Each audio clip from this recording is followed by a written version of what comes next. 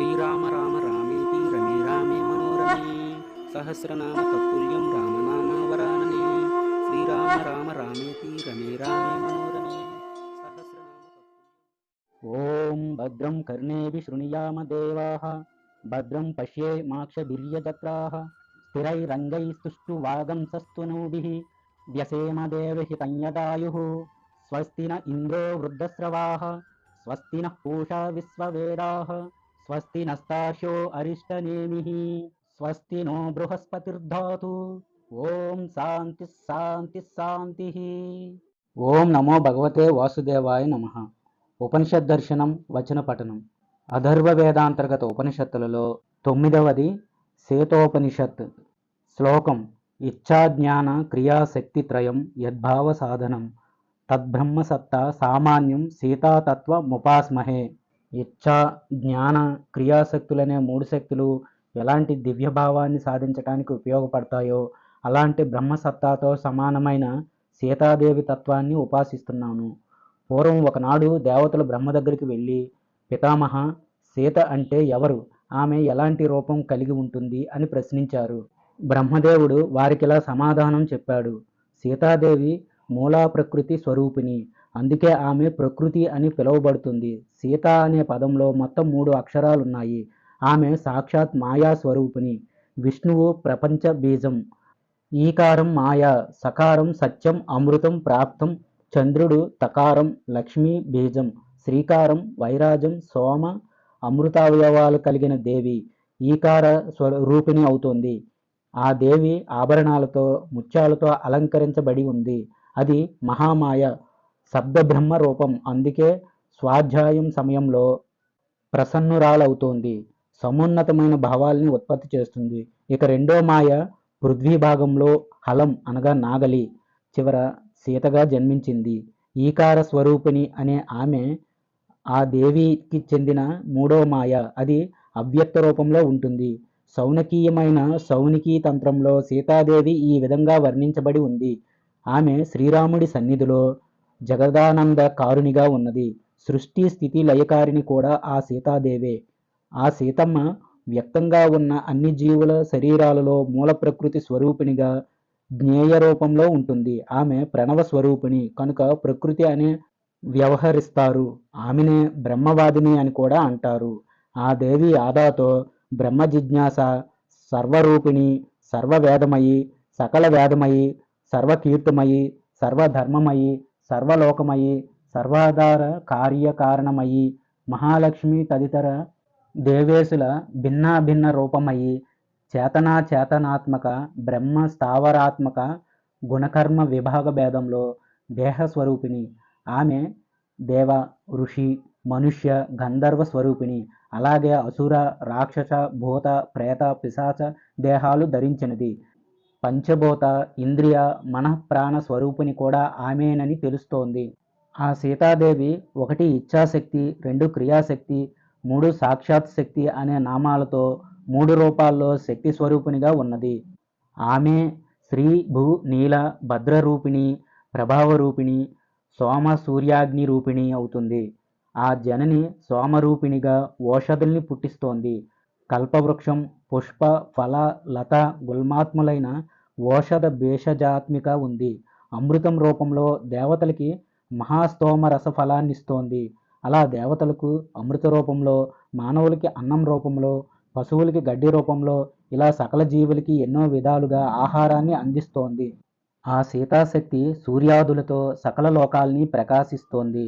రాత్రి పగలు రూపంతో కాలస్వరూపిణిగా కల విమేషం నుంచి గడియ, 8 జాములు, దినం, వారం, పక్ష, ఋతు ఆయన, సంవత్సర భేదాలతో మనుషులకి శత సంవత్సర అనగా 100 సంవత్సరాలు కల్పనతో ప్రకాశిస్తుంది. ఇలా చిర క్షిప్ర రూపాలలో నిమిషం నుంచి పదార్థం వరకు ఉన్న ఈ సకల చక్రాన్ని ఒక చక్రంలాగా తిప్పుతూ తన కాల విశేషాలతో ప్రకాశిస్తూ తానే కాలస్వరూపిణి అవుతోంది. ఆ సీతాదేవి అగ్నిరూపం కలిగింది. ఆమె ఆకలి దప్పికల రూపంలో ప్రాణులలో, ముఖరూపంలో దేవతలలో, శీతోష్ణ రూపంలో వనౌషధులలో, కాష్ట్ర అనగా కర్ర లోపల బయట నిత్యానిత్య రూపంలో ఉంటుంది.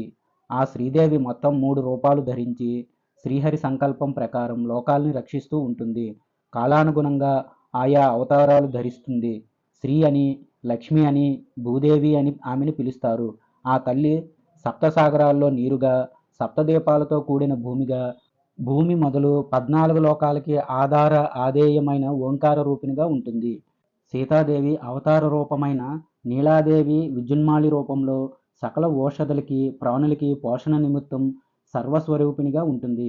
అంతేకాక ఆ దేవి సమస్త భువనాలకి క్రింది భాగంలో జలాకారాత్మకమైన ఒక మాండూకం అనగా కప్ప రూపంలో భువనాలన్నిటికీ ఆధారంగా ఉంటుంది. సీతాదేవి క్రియాశక్తి స్వరూపిణి. ముందుగా శ్రీ మహావిష్ణువు ముఖం నుంచి నాదం, ఆ నాదం నుంచి బిందువు, ఆ బిందువు నుంచి ఓంకారం, ఆ ఓంకారానికి చివర వైఖానస పర్వతం ఆవిర్భవించాయి. ఆ పర్వతం నుంచి కర్మజ్ఞానమయమైన ఉపశాఖలు వచ్చాయి. ఆ ప్రదేశంలో త్రయి అనగా ఋగ్యజు సామవేదాలు మయ రూపంలో సర్వార్థాలు దర్శనమిస్తాయి. లోకంలో వేదాలు మూడే అయినప్పటికీ కార్యసిద్ధికో 4వ వేదం ఏర్పడింది. ఆ 4వ వేదాన్నే ఆసంగీరసం అంటారు. ఈ అథర్వాంగిరస వేదం కూడా త్రివేదాత్మకంగానే ఉంటుంది. ఋగ్వేదం 21 శాఖలతో, యజుర్వేదం 109 శాఖలతో, సామవేదం 100 శాఖలతో, అథర్వణ వేదం 50 శాఖలతో ఉంటుంది. ముందుగా అన్ని దర్శనాల కన్నా వైఖానస దర్శనం ప్రత్యక్ష దర్శనంగా ఉంది. అందుకే ఋషులందరూ మొట్టమొదట వైఖానస దర్శనాన్నే తలుచుకుంటారు. ఆ తరువాత కల్పం, వ్యాకరణం, శిక్ష, జ్యోతిషం, నిరుక్తం, ఛందస్సు అనేవి షడంగాలు. ఇవే వేదాంగాలు. వీటి ఉపాంగాలైన న్యాయ, మీమాంసలు ఏర్పడ్డాయి. ధర్మాన్ని తెలుసుకోవటం కోసం వేదాంగాలన్నిటికన్నా అధికంగా కాలానుగుణంగా ధర్మశాస్త్రాలు ఏర్పడ్డాయి. ధర్మశాస్త్రం అంటే అది మునీశ్వరుల అంతఃప్రకరణ ప్రవృత్తే. బ్రహ్మ చెబుతున్నాడు. ఇంకా ఇతిహాస పురాణాలు 1 వాస్తువేదం, 2 ధనుర్వేదం, 3 గాంధర్వ వేదం, 4 ఆయుర్వేదం, 5 మునివేదం అనే ఈ 5 ఉపవేదాలు ఉన్నాయి. అలాగే దండం, నీతి, వార్త, విద్య, వాయుజయం లాంటి స్వయం ప్రకాశాలైన 21 రకాల శాస్త్రాలున్నాయి. వైఖానస మహర్షికి పూర్వమే శ్రీ మహావిష్ణువు వాక్కు ప్రభవించింది. అది 3 వేదాల రూపంలో ఆవిర్భవించింది. వైఖానస మహర్షికి ముందు సాంఖ్యశాస్త్రం ఎలా పుట్టిందో, అది ఏం చెప్పిందో మీకు బోధిస్తాను, శ్రవణం చేయండి. ఇతిహాస పురాణాలని పంచమ వేదంగా పండితులు చెబుతారు. ఆ క్రియాశక్తి అనగా స్వరూపిణి ఉత్తమమైన బ్రహ్మమయ రూపం కలిగింది. సాక్షాత్తు బ్రహ్మమైన ఆ శక్తిని స్మరించినంత మాత్రానే ఆమె అనుభవాన్నిస్తుంది.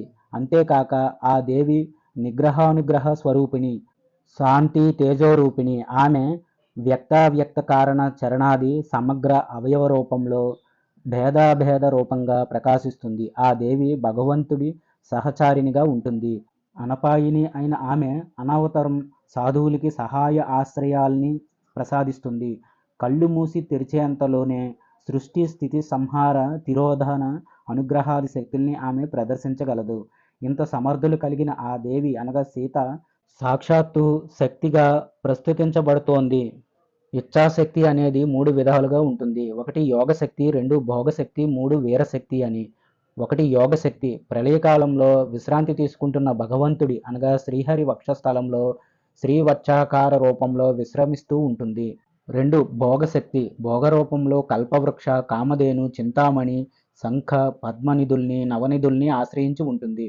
భగవంతుణ్ణి కోరికలతో గాని, కోరికలు లేకుండా గాని ఉపాసించే వారిని అనుగ్రహిస్తుంది. అంతేకాదు భక్తులైన వారు అగ్నిహోత్రాలతో, యమనియమాది అష్టాంగాలతో, ఆరాధనలతో, నిత్యపూజ జపహోమాదికాలతో, పితృపూజలు, నైవేద్యాలు, వ్రతాలు, నోములు వంటి వాటితో నిత్యం భగవంతుణ్ణి ఆరాధిస్తున్నారు. 3 వీరశక్తి సీతాదేవి వీరశక్తి రూపంలో చతుర్భుజగా అభయ, వరద, పద్మాలని, కిరీటాది సకలాభరణాలని ధరించి ఉంటుంది. సకల దేవతలతో పరివేష్టించబడి కల్పవృక్షం నీడలో 4 ఏనుగులు తన తొండంతో ఉంచిన రత్న ఘటాలలోని అమృత జలాలతో అభిషేకం చేస్తుండగా దివ్యంగా ప్రకాశిస్తూ ఉంటుంది. ఆ సమయంలో ఆమె సమస్త దేవతల చేత, బ్రహ్మాదుల చేత, కామధేనువు వేదశాస్త్రాల చేత ప్రస్తుతించబడుతూ జయాది అప్సరసల చేత పరిచర్యలు అందుకుంటూ ఉంటుంది. ఆమె సూర్యచంద్రులనే దీపాలతో ప్రకాశించబడుతుంది. నారద తంబురులు నిత్యం ఆమెను గానంతో సంతృప్తి పరుస్తుంటారు. ఆమె రాక సినీవాలి అనే ఛత్రాల నీడలో అలంకృతమై ఉంటుంది. హ్లాదిని అనే మాయ ఆమెకు చామరాలు వీస్తూ ఉంటుంది. స్వాహ స్వధ అనేవారు వ్యజనాలతో ఆమెను పూజిస్తారు. భృగువు లాంటి ఎందరో మహర్షులు ఆమెని నిత్యం అర్చిస్తూ ఉంటారు. ఇలా దివ్య సింహాసనం మీద ఆసీనురాలై సకల కార్యకారిణి అయిన ఆ లక్ష్మీదేవి భవనానికి వేరుగా స్థిరంగా ఉన్నది. ఆమె ప్రసన్నమైన నేత్రాలతో సర్వదేవతలతో పూజించబడుతూ వీరలక్ష్మి అనే నామంతో ప్రసిద్ధి చెందింది. అథర్వ వేదాంతర్గత ఉపనిషత్తులలో 9వది అయిన శీతోపనిషత్తు సమాప్తం. స్వస్తి. జయ శ్రీరామ్.